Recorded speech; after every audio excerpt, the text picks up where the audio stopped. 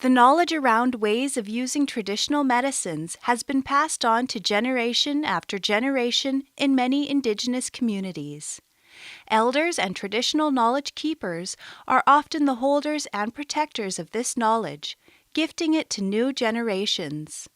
This knowledge is respected and highly valued as an intrinsic or fundamental part of culture. There is a notion that traditional medicines should be respected, honored, and better understood by all people, especially those who work in the circle of care. The Dialogue and Story Work Project used the brokered dialogue methodology. This approach unleashed the power of sharing stories to help facilitate safe, meaningful, and respectful conversations between healthcare professionals and Indigenous communities. Cancer survivors, those still on their cancer journey, and caregivers came forward with the support of community champions to share their personal stories and talk about the challenges and barriers they experienced when transitioning through different levels of care. Healthcare professionals then watched the narratives and responded on video, giving their professional opinions and thoughts on the issues and concerns shared.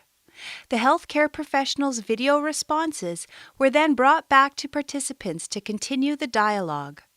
Participants had an opportunity to respond on video to the healthcare professionals, in turn closing the loop on the dialogue in a way that was supportive and meaningful to each participant.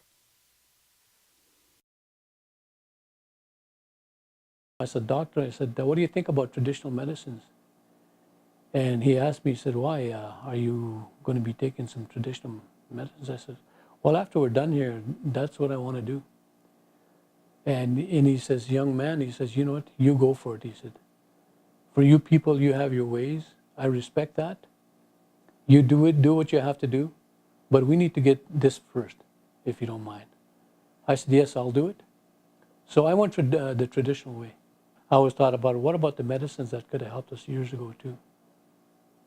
And I know, like a lot of elders will always say, well, it wasn't our disease. Years ago, we had lived a traditional way. But you take the traditional foods that we have now. How good are they? You know, a guy goes shoot a moose out in the countryside there, and the moose has got cancer too. The deer, you know, they're not fully 100% because the industry has poured a lot of garbage into the airs, and the air brings it to our territory, kills off the medicines, weakens the medicines. The animals have to eat the plants, and they get sick from it. The waters are already polluted. So what do we do? You know, what do we do? We keep praying and ask the Creator to help us clean up this our Mother Earth. Well, I would love to have a little more understanding of disease and what that means in an Aboriginal context. What does what does cancer mean? What have a bit more understanding. What are the traditional beliefs around this? Yeah, they told me that you've been eating what you live with when you're a kid. I say we are in the bush all the time with wild meat, rabbit, fish, anything. We get lots of food from the store, but we hardly eat that. Yeah, bruise gums and stuff like that. You could boil it or tree. You take that thing off, the rough one out. Inside just like a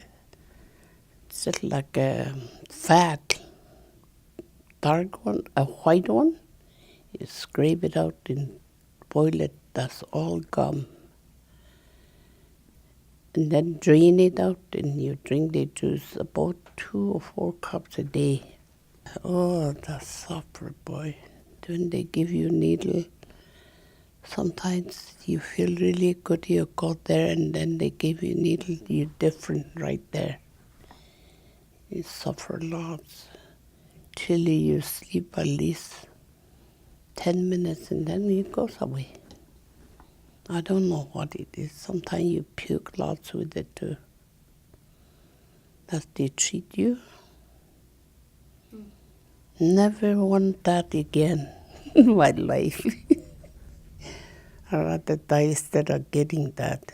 That's a treatment, huh? I had really an informative 6 to 7 minute review of Rima's story, and a lot of things that she said were actually very helpful to me.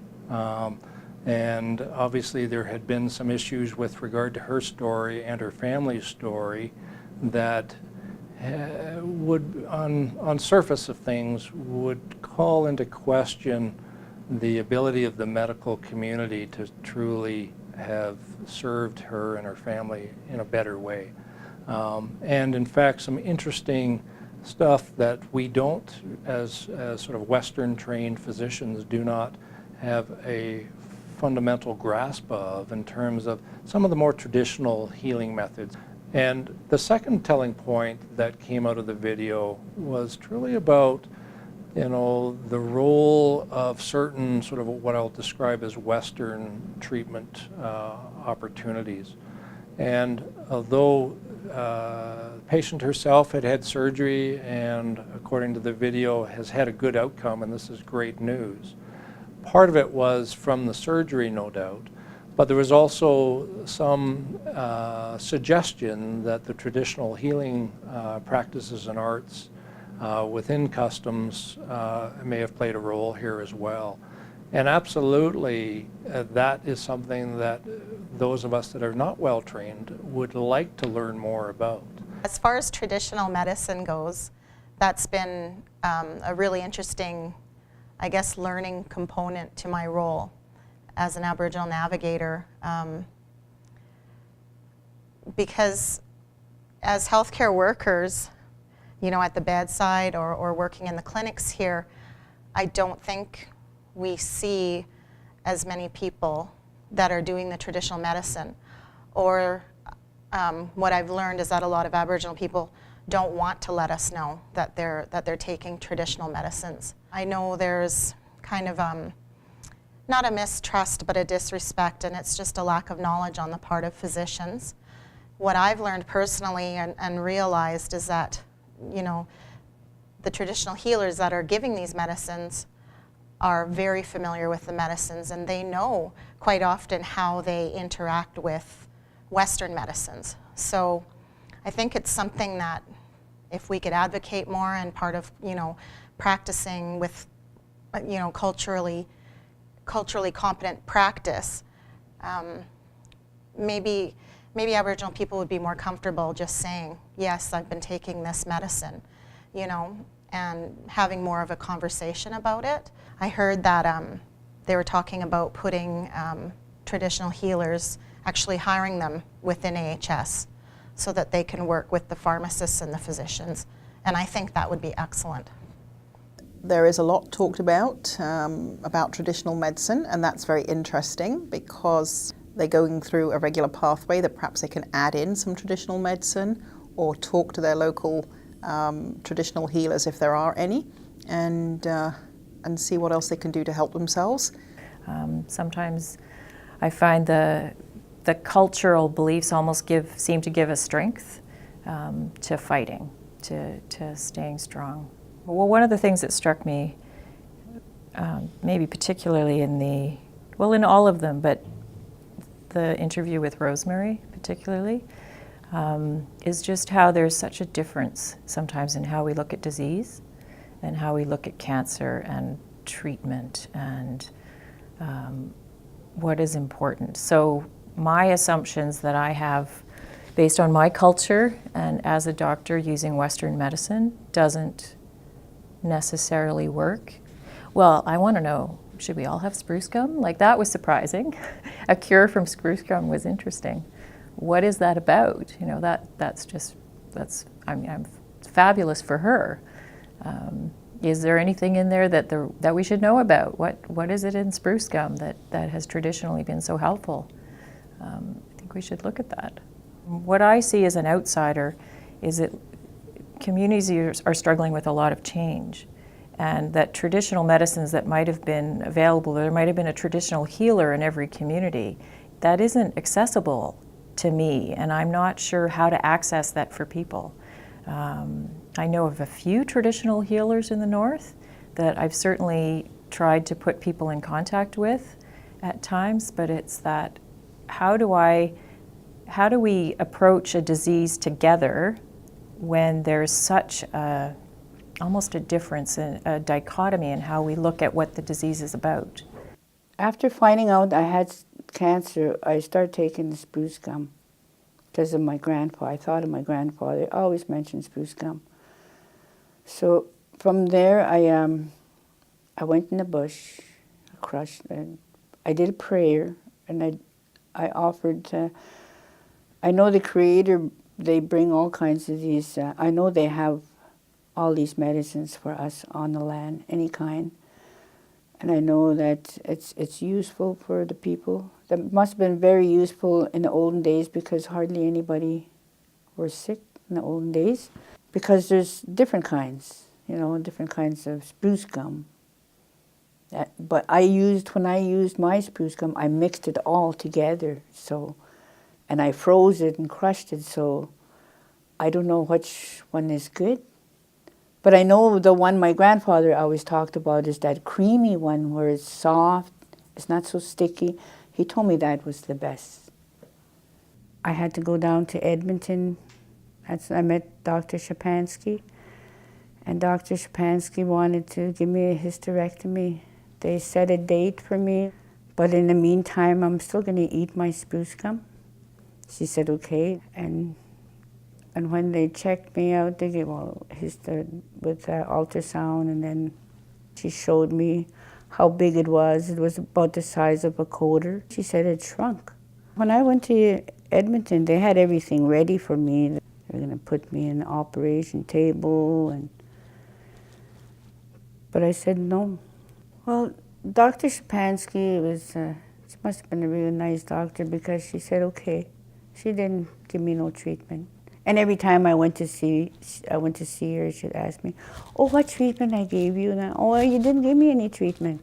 And she'd laugh about it, and she never, because I didn't want anything. I thought if it's working, you might as well just use it. So that's what I did.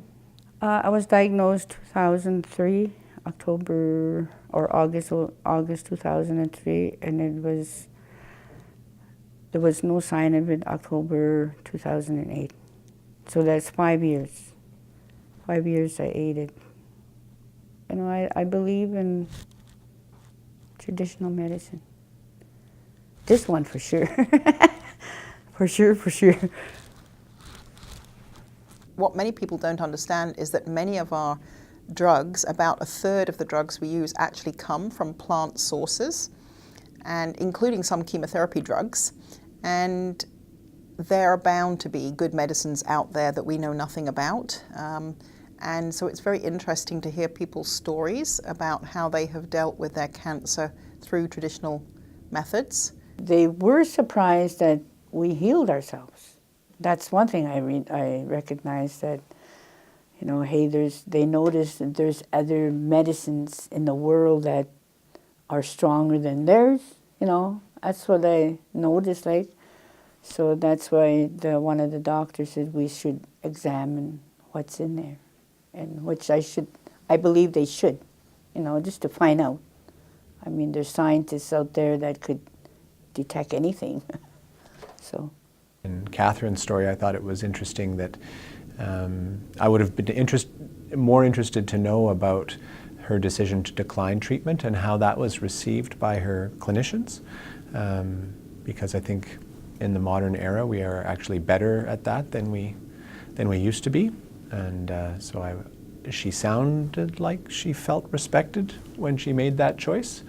It didn't sound like that was a big power struggle. Sometimes the spiritual depth of some First Nations folks that I've dealt with, particularly in a past life as a family physician where I've been more intimately involved in that journey, through the diagnosis, through the sharing with the family, through the acceptance of the family, denial sometimes. I think family physicians probably walk that path with patients more than specialists do, by and large. And I did work in the community of Bella Bella, for example, for many years as a family physician, and was very impressed by the spiritual groundedness and fortitude of many of the patients, and their their willingness to see the end of their life in a larger context, and really sort of a multi-generational context overseen by the Creator, if you like. And I think that gave many people strength, and gave me strength too, to help walk with them. We have all these traditional medicines in our backyards, but a lot of our elders don't know what those medicines are for yet, because they don't have the knowledge. They're supposed to be gifted with that. We found an elder in the States, in New Mexico. So I traveled down there with another older fella, my uncle from Paul Band, First Nation. He had cancer too. He went through the same thing I did. And but the sad thing about him was that he's living with diabetes as well. And he's kind of battling two wars at the same time. When I was taking a glass of spruce gum juice every morning. And then when I came home, I got those young trees, those little small trees, and I boil the branches, strain it, and then bottle them until it settles, and it's good medicine. Instead of taking chemo or radiation, they asked me if I wanted to take tamoxifen. So I chose tamoxifen because I know radiation, chemo, and whatever is a very strong treatment.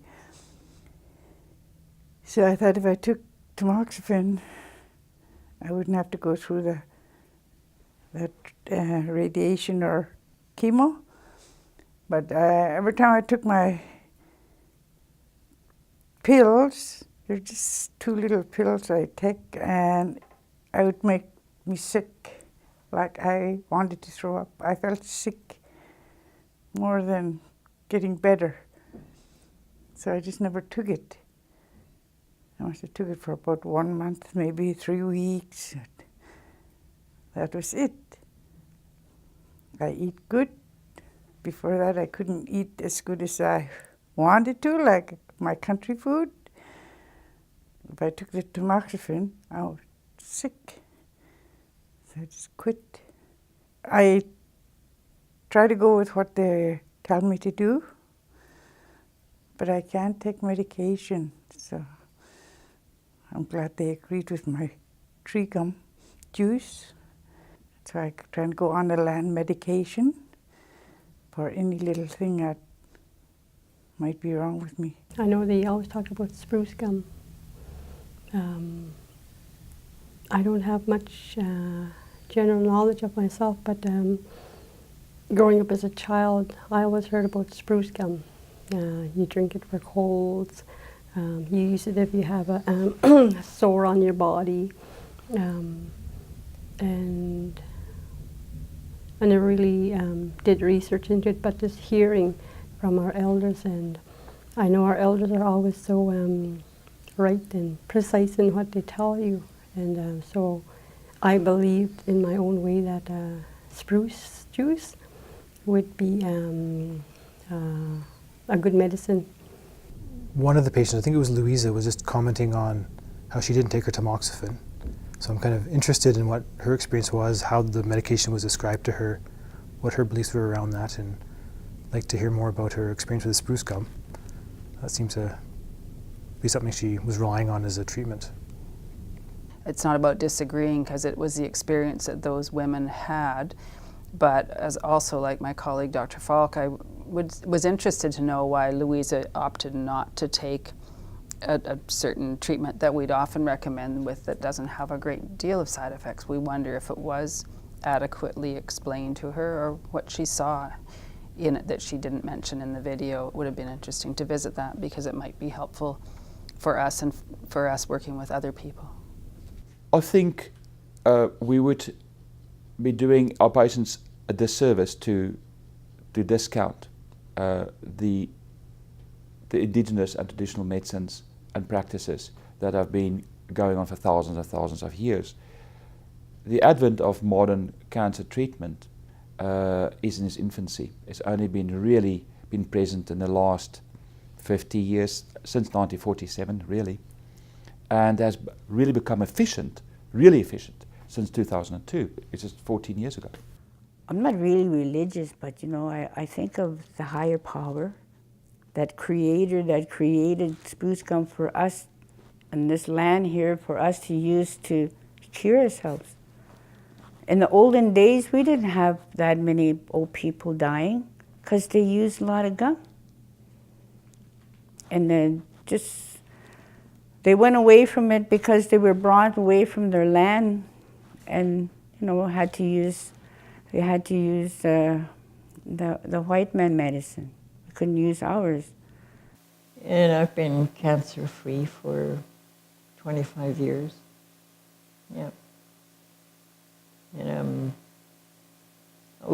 I've learned to put a lot of negative stuff aside, because I seriously believe that when people are just constantly down in the negative area, that their bodies respond to that.